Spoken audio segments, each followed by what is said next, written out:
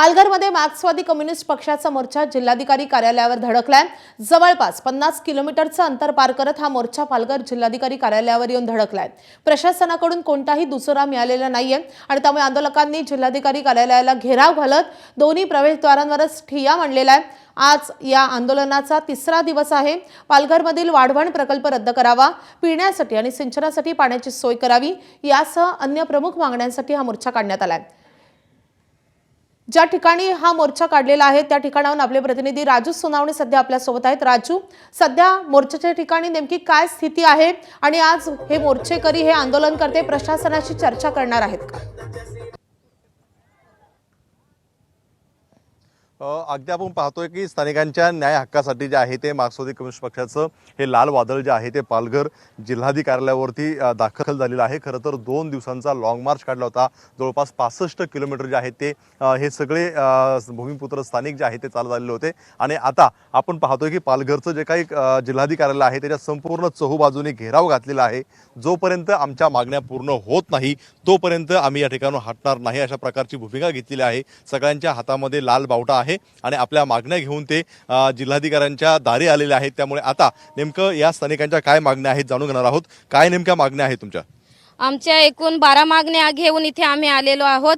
19 तारखेपासून 20 तारखेला आम्ही कलेक्टर ऑफिसला आलोत आणि ह्या नवीन मागण्या नाही, 12 मागण्या आहेत। पाण्याचा प्रश्न आहे, फॉरेस्टचा प्रश्न आहे, घराखालची जी गायरान असेल किंवा गुरचरण असेल घराखालची जमीन आमच्या नावावर झाली पाहिजे।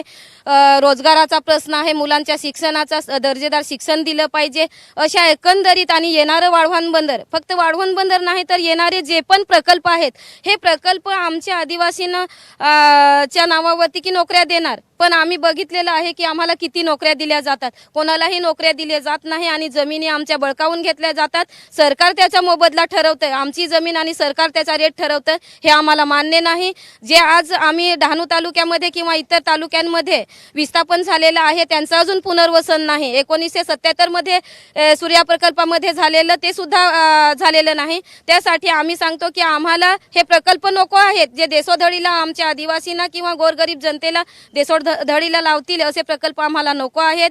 आणि ज्या काही आम्ही वाढीव क्षेत्र फॉरेस्ट मागितलेलं आहे, 2 एकर मागितले असेल, 2 एकर मागितले असेल ते 1 गुंठा दिलेले आहे। आता आम्हाला बघतोय की ह्या नवीन मागण्या नाहीत। आम्ही ही लाडकी बहीण योजना कधीच मागितलेली नाही, मागितलेल्या योजना आम्हाला दिल्या जात नाहीत आणि लाडकी बहीण योजना 1500 देतात। आम्ही सांगतो की आमच्या प्रत्येकाच्या घरामध्ये आम्ही हाल अपेष्टा करून मुलं शिकवलेले आहेत। एका मुलाला 10,000ची जरी नोकरी दिली तरी आम्ही सहज त्याच्यावरती जगू शकतो। आमच्या मुलांना नोकऱ्या द्या, आम्हाला हे 1500 नको, हे आम्ही भाजप सरकारला सांगतोय।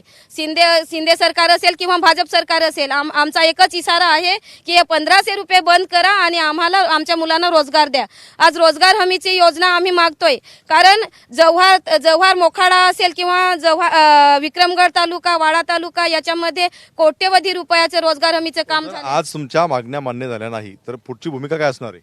आमची पुढची भूमिका जिल्हा कमिटी या ठिकाणी रात्री झालीच, पण आताही सकाळी होणार आहे।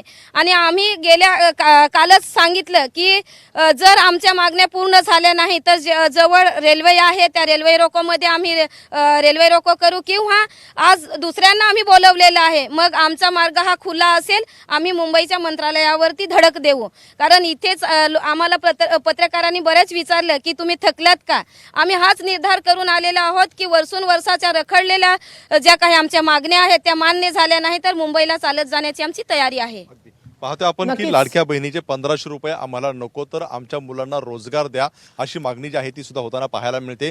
जर आमची मागणी मान्य झाली नाही तर आम्ही एकतर रेल रोको या ठिकाणी करू आणि दुसरं म्हणजे मुंबईच्या दिशेने अधिक संख्येने जाऊ आणि त्या ठिकाणी मोठं मोर्चा जो आहे तो सुरू करू, आंदोलन सुरू अशा प्रकारचा इशारा दिलेला आहे। त्यामुळे जिल्हाधिकारी हे लाल वादळ आणखीनच आक्रमक असं रूप घेत आहे आणि जर मागण्या मान्य झाल्या नाही तर थेट मंत्रालयावर धडकू असा इशारा त्यांनी दिलेला आहे। या संदर्भातले अपडेट जाणून घेतच राहू। राजू, धन्यवाद या सगळ्या सविस्तर अपडेटसाठी।